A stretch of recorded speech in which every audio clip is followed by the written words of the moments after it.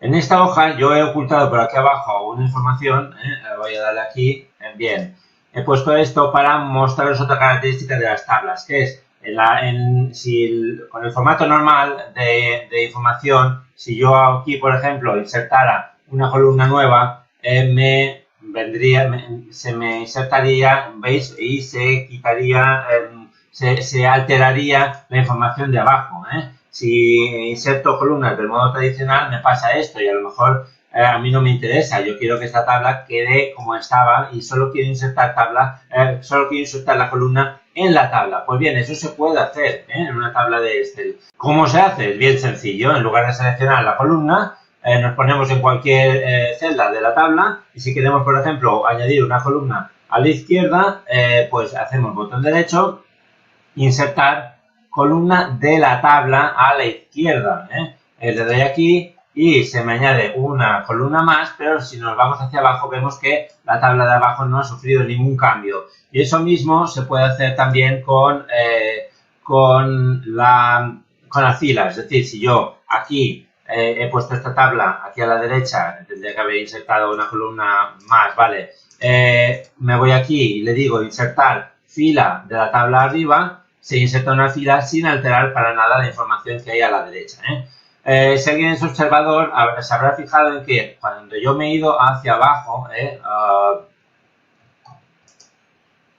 al llegar al límite de la hoja visible, es decir, cuando dejan de aparecer los encabezados siguen mostrándose aquí con otro formato. ¿Lo veis? Esta es otra de las ventajas de la tabla de Excel, que nunca dejamos de ver los encabezados de la tabla. Aparte de eso, vamos a ver fila de encabezados inmóvil. Otra cosa. Si aquí, por ejemplo, queremos hacer lo que os he dicho, bueno, aquí voy a eliminar la fila de la tabla y también se me elimina sin modificar esto.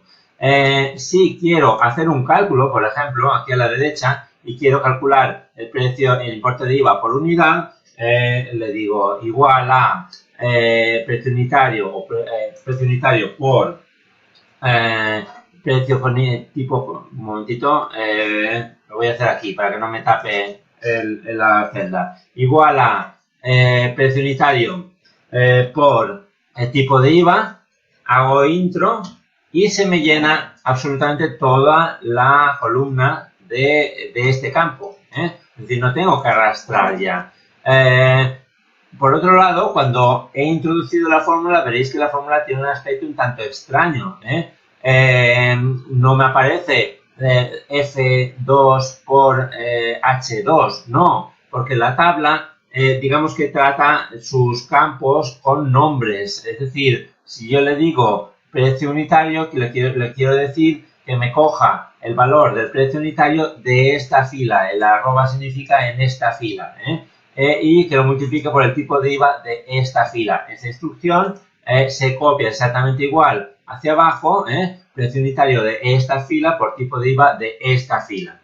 Y eso me lleva a otra característica de la tabla de datos, que es, aparte de la identificación de cada campo con un nombre, a efectos de fórmula, también la identificación de la tabla en sí, en su conjunto, con un nombre. Es decir, si yo ahora aquí me vengo al cuadro de nombres, hago clic aquí, le digo tablas 5, me sale tablas 5 porque seguramente ya había creado otras, le digo tablas 5 y me selecciona toda esta tabla de datos. Eso significa que luego voy a poder trabajar con esta tabla en funciones, etcétera, simplemente, digamos, escribiendo el nombre de la tabla. El nombre de la tabla, sí mismo, se puede cambiar. Nos vamos a diseño de la tabla, nos venimos al nombre de la tabla y ponemos artículos, por ejemplo. Y ahora vale, este nombre ya existe, bien, pues le pondré otro nombre. Yo qué sé, precios, artículos. ¿Vale? Es importante que no haya espacios en blanco en el nombre. Y ya está, cuando yo quiera trabajar con esta tabla como conjunto, simplemente tendré que escribir este nombre. También, como os habréis fijado, la tabla de Excel nos da la posibilidad de seleccionar fácilmente los diferentes campos. Es decir, si yo me vengo aquí entre la D y el nombre del campo veréis que aparece una flechita negra, hago clic aquí y ya tengo seleccionado todos los datos de este campo, pero nada más, es decir, ya no me va más allá, de manera que no tengo que ir arrastrando hasta seleccionar todos los campos, todos los datos de este campo, lo cual es muy útil para tablas que tengan miles de filas.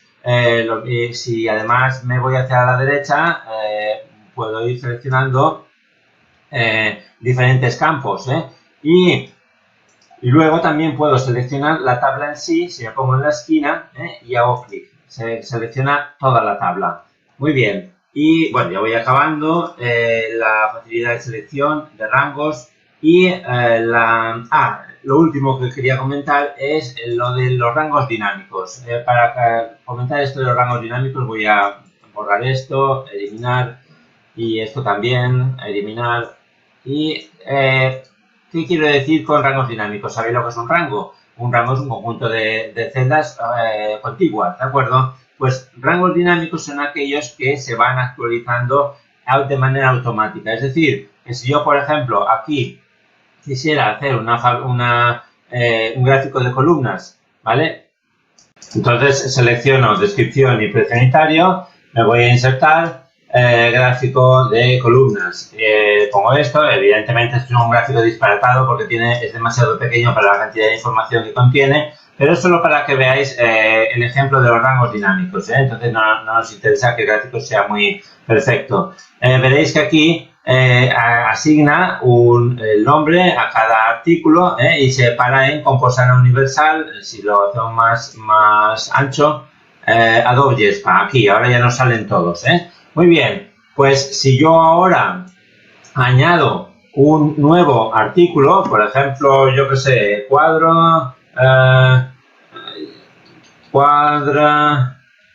ponemos en mallorquín, ya que están los otros también, cuadra flows, ¿vale? Y le pongo el precio, 45 euros, ¿vale? Veré que en el gráfico automáticamente se me ha añadido este artículo. No es necesario que yo vuelva a decir aquí el diseño de gráfico, seleccionar datos y volver a coger los datos. No, se me ha añadido automáticamente. Es decir, el rango que yo había seleccionado para hacer el gráfico es dinámico. En cuanto añadimos un elemento, se nos añade sin necesidad de seleccionarlo. A eso me refiero con rangos dinámicos. Esto también funciona en la validación de datos, que no hemos visto todavía, y otra serie de cuestiones. Entonces, como veis, aquí son múltiples las utilidades de la tabla de datos, tan múltiples que ya no tiene sentido que cuando manejéis conjuntos de datos con esa estructura, no los transforméis automáticamente en una tabla de datos que os será mucho más fácil de analizar. Y bueno, esto es lo que os tenía que explicar acerca de tabla de datos. En realidad, lo que os interesa a vosotros a efectos de la tarea son los primeros 2 o 3 minutos, que os dice cómo crear una tabla de datos y os habla de su existencia. Venga, hasta